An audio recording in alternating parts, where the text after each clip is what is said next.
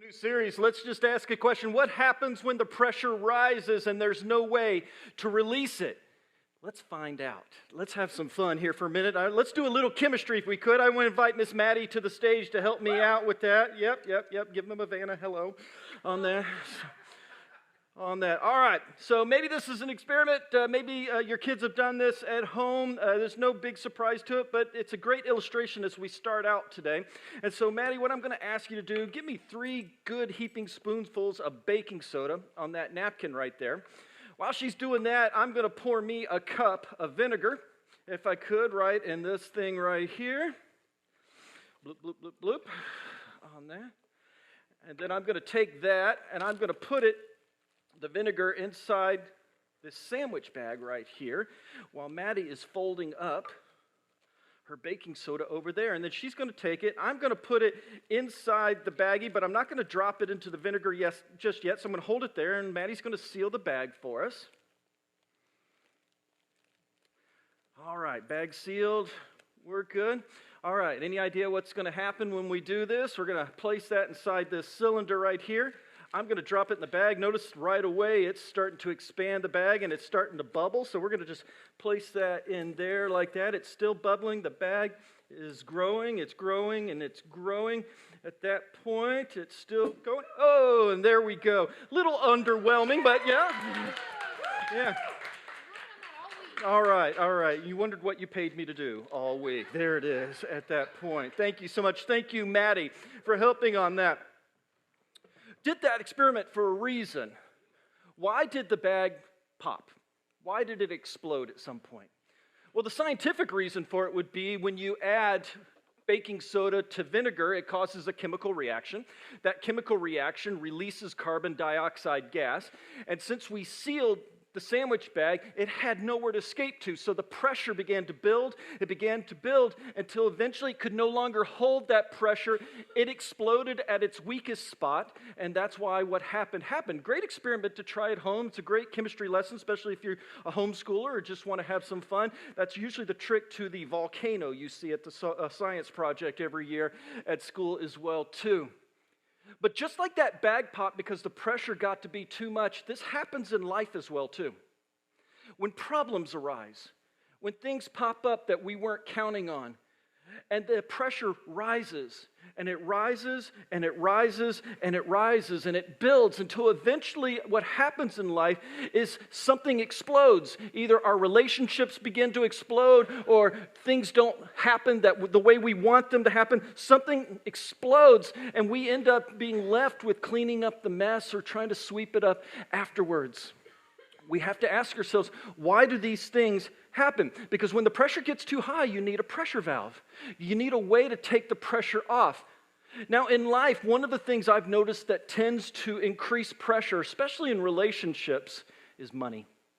Money has a funny way of escalating conversations. Money increases the pressure in life. In fact, money is one of the 2 top reasons for divorce in this country. Just the problem of money, the stress of money, the anxiety it causes, the fear it causes. And inevitably what happens in a relationship when this pressure increases, is one person in the relationship is left feeling inadequate because they feel hopeless to change it or to do anything about it. And the other person in the relationship is full of fear and anxiety because they're wondering, how are we going to live with this pressure? How are we going to deal with this mounting debt or these problems with money that keep happening? And the pressure just builds and builds and builds. And all too often what we end up seeing is those relationships exploding. And we either pick up the pieces or they end up going their own way. This series, Pressure Valve, is all about that.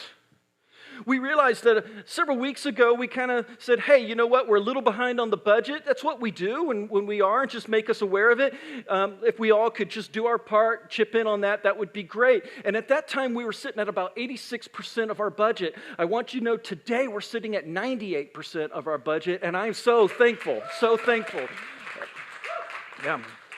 Keep the foot on the pedal. But I realized when we put that challenge out there that there's a group of people sitting there that say, Pastor, I would love to help. I would love to be a part of this, but I can't.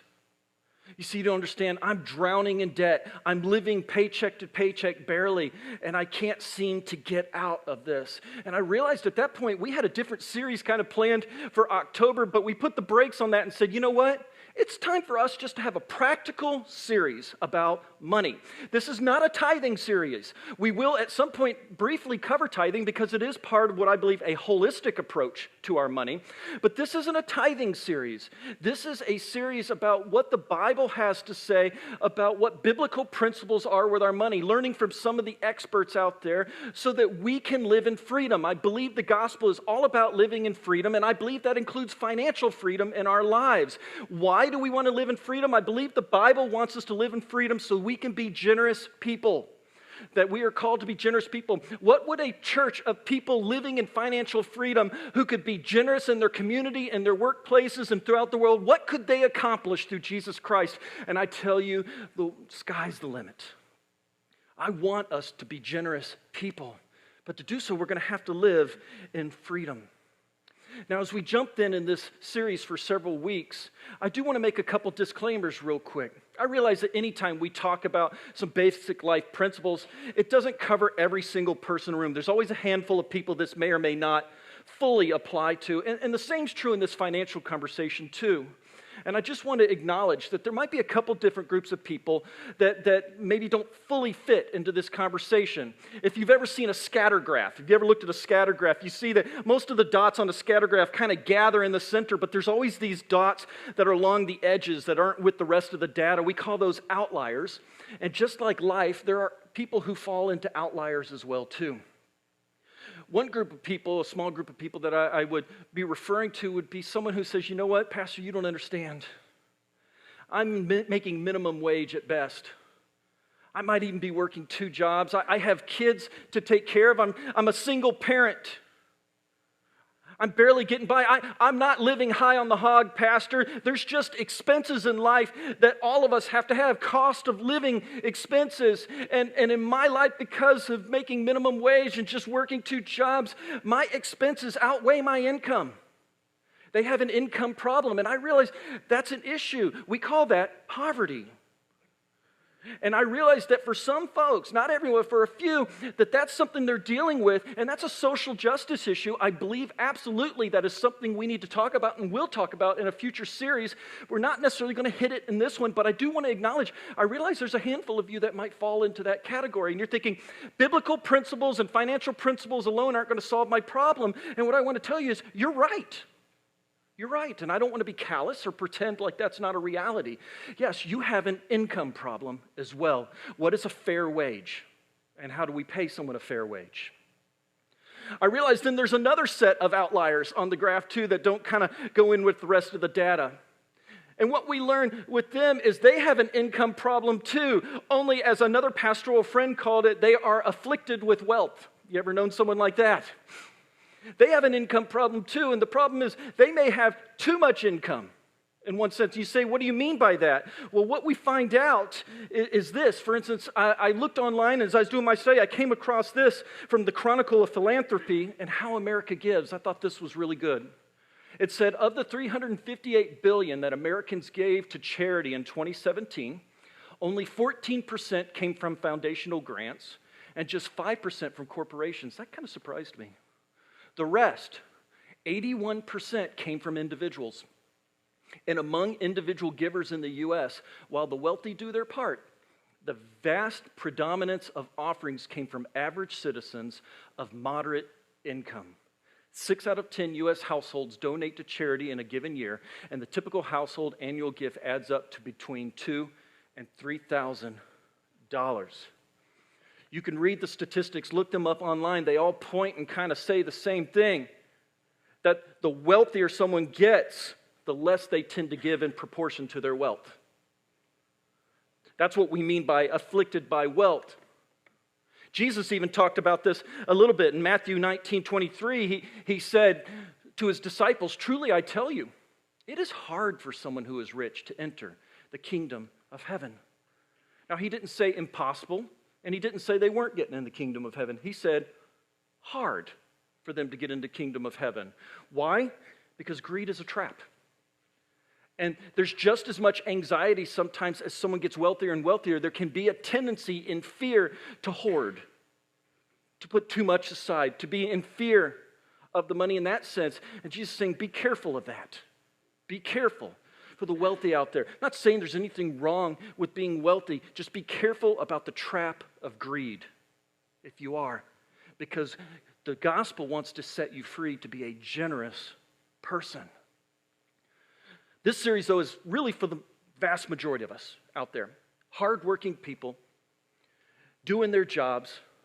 They work hard, they play hard, trying to make ends meet, maybe in many cases raise a family, or just starting out in life. People like you and I. And the reality is that we have choices every single day of what to spend our money on, don't we? Everywhere we turn, we're making choices where to go, choices what to eat, choices what to buy, how to spend our money. And the other reality is that corporations and companies out there are competing for our dollars.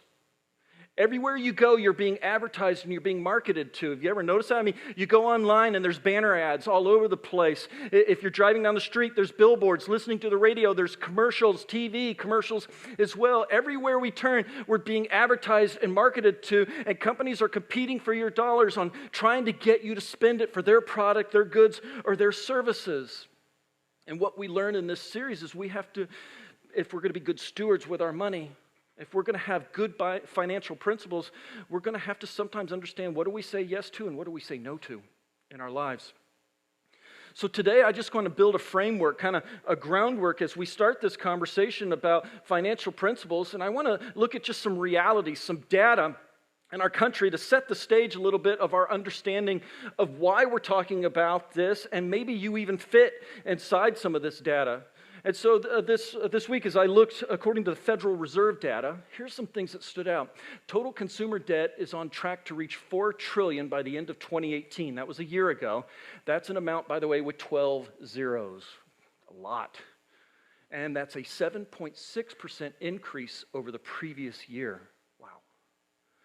The next fact is, on average, Americans owe 26% of their income to debt and spend 10% of their individual monthly income on non-mortgage debts like car loans, credit card accounts, and student or personal loans. 189 million Americans have credit cards. The average household carries, this one caught me off guard, $8,284 in credit card debt. 80% of graduating college seniors have credit card debt before even starting a job. 1 in 3 Americans has less than $5,000 in retirement savings. And the last one is this: 70% of Americans are living paycheck to paycheck. The reality is we could spend all day looking at facts and data, and they're online if you want to check them out. It's all there. They kind of all really point and say the same thing, though. And I just want to kind of use the words from a 2014 Gallup World Poll where they had this to say. They said, in recent studies, it's shown that Americans are losing their financial literacy at an alarming rate. And these studies, which cover topics like basic finance and investment, show that Americans lack fundamental knowledge in these areas. That's why we're doing this series. That's why we're hitting the pause button and saying, let's talk about it. Let's take the pressure valve off. I get it. Anytime we start talking about money, we get tense, we have anxiety about it, and we just want to say, let's just take the pressure off it. No judgment. There's no shame. That's not what this series is about. Let's just have honest, transparent dialogue about some biblical principles and learn from some of the experts so that we can live in freedom, which is what the gospel is all about. And so that's what this series is all about. That's why I want you to keep coming back. We're going to cover things in the coming weeks like debt. We're going to cover things like how do we invest? How do we protect ourselves into the future? Even contributions, because I firmly believe this. I've said it already, and this is your first fill-in today if you're following in on your notes on the back of your worship guide. But this one thought's going to weave itself throughout the entire series. We have been set free to be generous people. That's why. Know this. And why are we generous people? Because we serve a generous God. For God so loved the world, He what? Oh, we can do better than that because this is worth celebrating. For God so loved the world, He gave. Gave His one and only Son. We serve a generous God. A God who is calling us to be generous people as well. But I realize before we even talk about debt and investing and all those things, we need to step back and ask a big question. Maybe you've answered this question in your life and you're on track, and I say congratulations. But this is a question all of us need to ask, an important one. And it's simply this: what's your goal? When it comes to your finances, do you have a goal? A goal, where do I see myself in 5 years, 10 years? How about retirement? Do you have goals? And are you throwing your darts at those goals? For instance, what college do you want to go to? And how much does it cost? I had the privilege of walking with my son through that conversation in just the last few months. When do you want to retire? How much do you need set aside to retire? Do you want to buy a house or a piece of property? Do you want to have kids? I don't know if you know this or not, kids cost money, lots and lots of money. What happens if you die? We don't like to think about that one, do we? It's a sore subject. But by the way, that's an appointment all of us have and will make. And we don't know when. The Bible says you are not promised tomorrow. I know that's hard. But we need to be aware of it, especially if we're going to talk about our finances and planning for the future. As we think about it, my wife and I would finally remember a friend of ours. His name was Dennis. When we lived in the state of Washington, an amazing guy. And the first memories I have of Dennis, anytime I think of him, is in the hallway, in the lobby at church. And he was this young 29-year-old man. He was a father. He was a husband. He loved to go spend time outdoors. He loved to build things with his hands. He always had a smile on his face. He was just this amazing guy with his future in front of him. Anything is possible. And within 5 years of those memories I have, Dennis would be in a wheelchair because he had a degenerative disease. And within a few short 3 or so years after that, he passed away. Never saw it coming. And I look back now, and some of you, as you get older and older, you realize, boy, it just seemed like it went like that. Time just goes quickly. And when he passed away, they had no savings. There was no life insurance, no health insurance. The kids had no father. His wife had no husband. They had nothing. They were starting over. We don't like to think about that, but we need to. Are we preparing for the future? These are difficult questions, and these are the questions we need to ask. The important ones, when we ask what's a goal, we need to then ask important questions about how we spend our money and what are we spending our money on. Even some of the bigger questions, maybe we don't ask enough. Do I pay down debt or do I save? Do I fund a 401k or a Roth IRA? Do I buy or do I rent? Is this going to be credit or is this going to be debit? Do I buy clothes or an electronic device or do I invest in an experience for my family? Do I eat in or do I dine out? Questions we ask on a daily basis, and important questions, but they need to be centered around this bigger question: was what's our goal? What are we aiming towards? What are we trying to accomplish in this? Do you have a goal? Have you ever thought about that? What's my goal? But if you do have a goal, or if you're going to ask, what's my goal, there's going to be a second question that follows it that's just as important, so be aware of this. See, if you decide, I do want a goal, and I'm going to talk about what it means to have a goal and an understanding and clarity of that goal, the next big question is, have you counted the cost? Because guess what? Once you establish that goal, now you're going to have to establish what changes in my decision making. What do I have to move to one place or another? How does this change what I do and how I do it? Because once you say, I've got a goal, you've got to be able to count the cost and say, can I achieve that goal? What's it going to take to get there? Jesus even talked about that at some point to us when he was talking about counting the cost. In Luke 14, he had this to say to a group of people. He said, suppose one of you wants to build a tower. Won't you first sit down and estimate the cost to see if you have enough money to complete it? For if you lay the foundation and are not able to finish it, everyone who sees it will ridicule you and say, this person began to build and wasn't able to finish. Or suppose a king is about to go to war against another king. Won't he first sit down and consider whether he is able with 10,000 men to oppose the one coming against him with 20,000? See, yes, it's great to have a goal, and you need to first start with that. But then you've got to count the cost. What's it going to take to achieve this goal? How does this change how I make decisions? How will this adjust what I say yes to and what I say no to in life? We've got to count the cost. And there's some other principles that I want us to discuss today too as we just start this series. Again, foundational ideas that I want us to build on, but I think that they're important ones if we're going to have honest, transparent dialogue about this thing called money. And so the first principle that I think I'd want us to keep in mind throughout this entire series is this. It starts with me. What do I mean by that? It means simply this. You have to look in the mirror. If your finances aren't where they want to be, if you've made some decisions you regret or wish you hadn't, and by the way, we all have. I've been there. More than I'd like to admit. Step one is to take a hard look in the mirror. Don't blame everyone around you. Don't blame your finances. It starts with us. The problem is the decisions we've made with our money, not the money. And just like any rehabilitation program, if you're familiar with it, maybe you're familiar with the 12-step program. Anybody know what step one in the 12-step program is? Admit you have a problem. That's the first step in just about anything in life.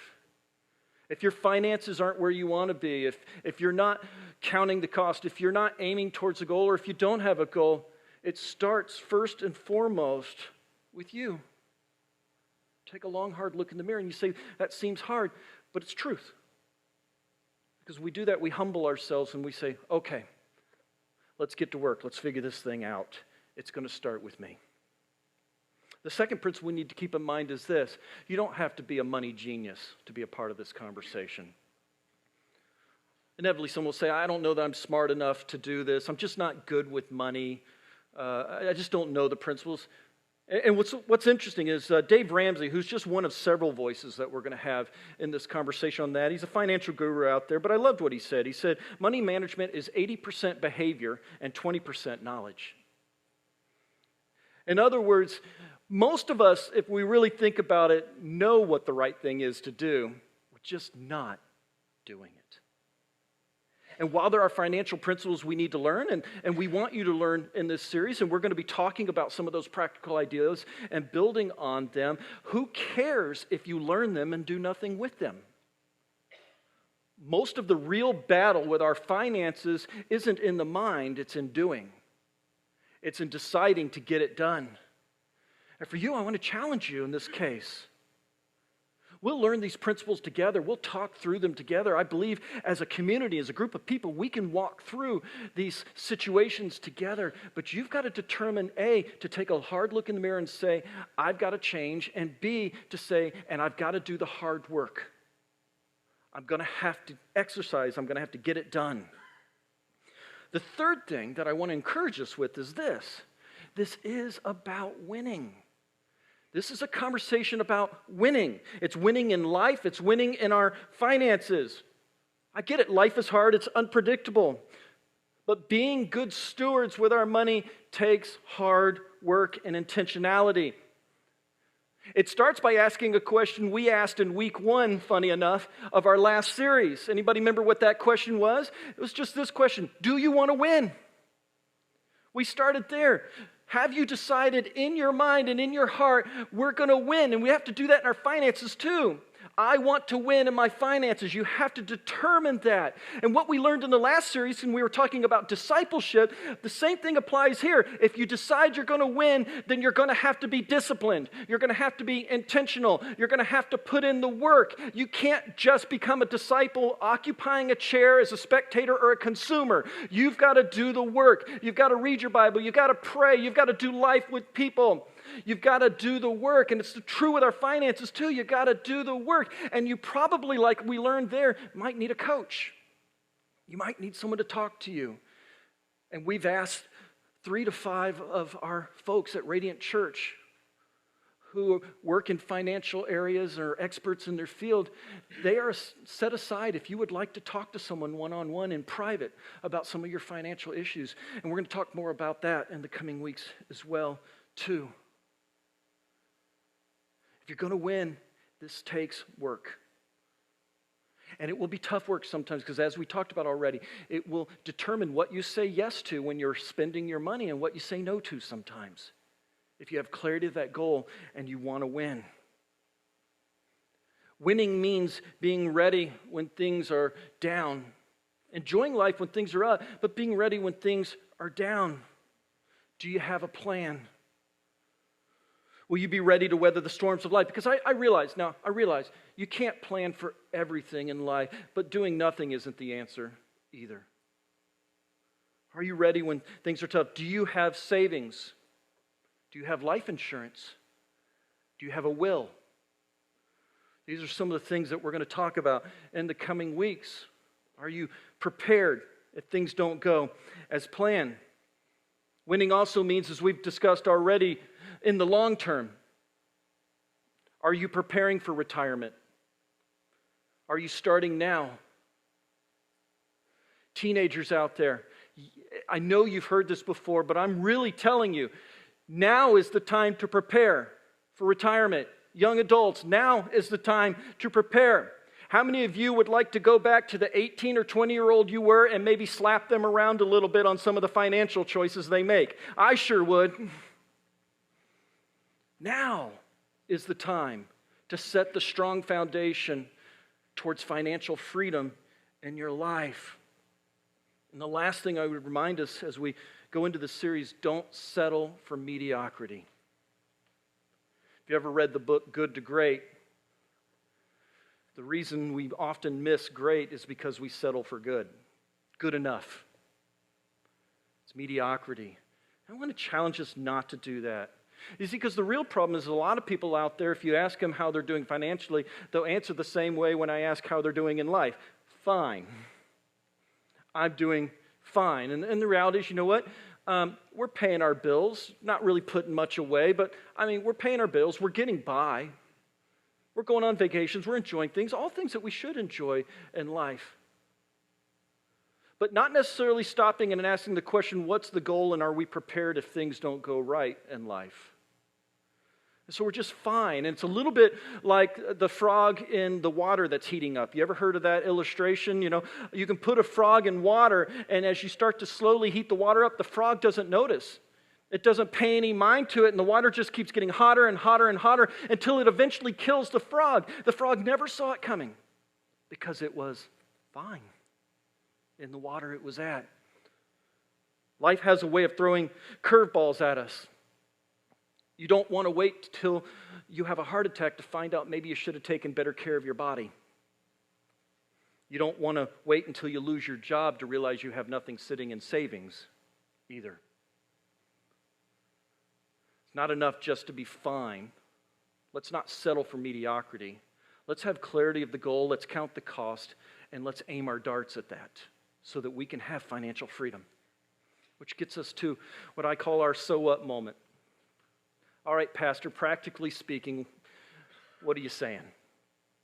Well, today I hope you probably realize this is a little bit of a teaser. This is just an introduction to the series as we go into these next few weeks.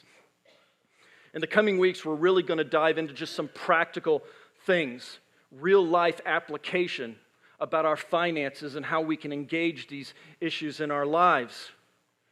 We're going to have some video interviews in the next 4 weeks from Radiant people, not from experts outside of it. We've got people inside Radiant Church, both who are experts in their field, as we talked about earlier, but also just regular people like you and I who have decided to get serious about their finances in life, who have had to learn what to say yes to, what to say no to, what to move around, what to adjust. People who have gotten serious about the finances in their lives and how that has blessed their lives, how that's changed their lives, how that's allowed them even to be able to explore things that other people can't and enjoy life a little bit more. I want you to hear from these people. These are amazing testimonies of Radiant folks, so don't miss a week. Next week, we're going to dive into the big one, debt. We'll talk about debt and what does the Bible have to say about debt. The week after that, kind of tagging along a little bit with that debt question, but just a bigger idea. What does it mean to live beneath our means? I think for so many of us, we get trapped trying to keep up with the Joneses, whoever the Joneses are, and we're in a rat race, when I believe we're called in the Bible, to live beneath our means. Quit comparing yourself to others. And so we're going to talk about that difficult subject as well. We'll follow that up on savings and investments, future planning, even how to protect our assets. All important questions we need to have. And then we're going to wrap it up in the end with this concept of what does it mean to be generous people? I'm not talking again about tithing. What does it mean to be generous in our families? What does it mean to be generous in our communities? What does it mean to be generous in our schools? What does it mean to be generous at church as well? Because I believe we have been set free to be generous people. But practically speaking, what's that one thing I want us to work on this week? What's the takeaway? And I just go back to that original question we've talked about already. What's the goal? What's the goal? And I want you to wrestle with that this week. That's the question I want you to think about. If you're a teenager, talk it over with your parents. What's a goal for the next 5, 10 years? That's a great conversation to have. If you're a young adult, talk about it. If you're engaged to be married, really talk about it. This is an important question. What better place and what better point than to establish the marriage with a clear financial goal of the future and to be on the same page together? Maybe you're newly married. Maybe you're young with kids or an old man like me with kids. Bless you.